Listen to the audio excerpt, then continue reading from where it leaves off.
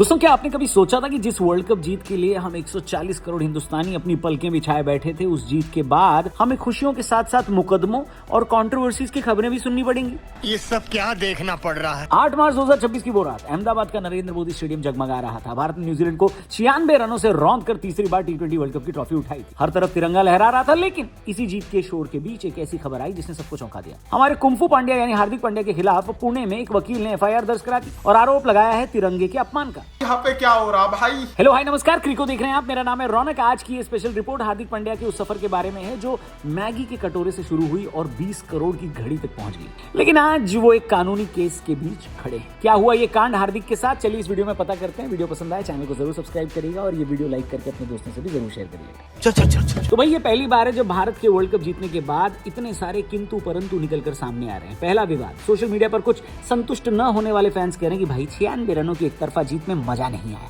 वो आखिरी ओवर वाली धड़कन, वो रोमांच गायब था जो 2024 या 2007 में था। मगर मेरा मानना है जीत जीत होती है दोस्त, चाहे 1 रन से हो या 100 रन से। और यही हाल जब ऑस्ट्रेलिया करती थी तो भारतीय फैंस सोचते थे कि हम ऐसा कब करेंगे, और अब जब हम कर रहे हैं तो उसमें भी कुछ लोग खुरपेंची कर रहे हैं। काय को भाई, काय को। अच्छा बात नहीं है। अगला विवाद कीर्ति आजाद ने क्रिएट कर दिया। जी हाँ, पूर्व क्रिकेटर कीर्ति आजाद को इस बात से दिक्कत हो गई कि सूर्य कुमार यादव वर्ल्ड कप की ट्रॉफी लेकर मंदिर क्यों चले गए। मतलब एक ट्रॉफी हारने पर खिलाड़ियों पर, टीम मैनेजमेंट पर बरसते लोगों को कई बार देखा है, लेकिन अब तो जीतने के बाद भी अपने ही देश में कंट्रोवर्सीज हो रही है। ये बात थोड़ी अटपटी है, लेकिन इससे ये भी साबित होता है कि इंडिया में ड्रामा कितना ज्यादा बिकता है। बात तो सही है। पर इन तमाम तरह के ड्रामों के बीच सेंटर ऑफ अट्रैक्शन बन गए हार्दिक पांड्या, जिन पर हो गया तिरंगे के अपमान का केस। अब समझिए कि मामला क्या है। तो पुणे के शिवाजी नगर पुलिस स्टेशन में एक वकील साहब ने एक औपचारिक शिकायत दर्ज कराई है और आरोप लगाया कि हार्दिक पांड्या जीत के नशे में इतने चूर थे कि उन्होंने हमारे राष्ट्रीय ध्वज को एक चादर की तरह अपने शरीर पर लपेटा और अपनी गर्लफ्रेंड के साथ मैदान पर लेटे हुए थे। ये सब क्या देखना पड़ रहा है। वकील साहब का कहना है कि नेशनल फ्लैग एक्ट 1971 के सेक्शन 2 का सीधा उल्लंघन है। कंप्लेंट में क्या कहा गया वो भी देख लेते हैं। हमें अपने तिरंगे का सम्मान करना चाहिए, लेकिन हार्दिक ने जीत के जोश में मर्यादा खो दी।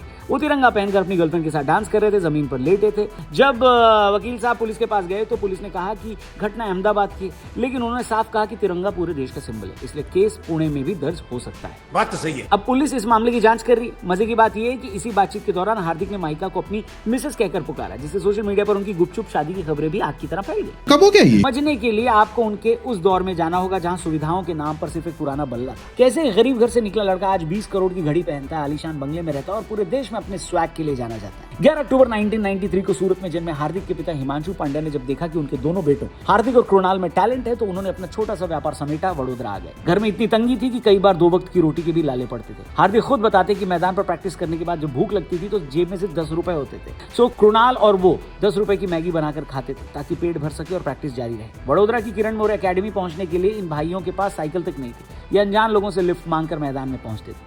आज जो हार्दिक का स्वैगर देखते हैं वो उन्हीं रातों की देन है जहां उन्होंने खाली पेट सपने देखे। 2015 में मुंबई ने उन्हें 10 लाख के बेस प्राइस पर लिया और वहां से उनकी किस्मत ऐसी पलटी कि आज वो लग्जरी कार, लग्जरी घर और लग्जरी घड़ी पहनते हैं। उनका लाइफस्टाइल किसी हॉलीवुड स्टार से कम नहीं है। हार्दिक टीम इंडिया के सबसे पोलराइजिंग क्रिकेटर है और इसकी कीमत भी हार्दिक को चुकानी पड़ती है, क्योंकि या तो लोग उनसे बहुत प्यार करते हैं या उनको बहुत ज्यादा पसंद नहीं करते। याद कीजिए 2024 का वो IPL सीजन जब हार्दिक को रोहित शर्मा की जगह मुंबई का कैप्टन बनाया गया। पूरे भारत के स्टेडियमों में उन्हें बू किया गया, स्पेशली मुंबई के। टॉस के वक्त उन पर हुटिंग होती थी, लोगों ने उन्हें गद्दार तक कहा, लेकिन हार्दिक का मानसिक ढांचा देखिए, उन्होंने एक शब्द नहीं कहा।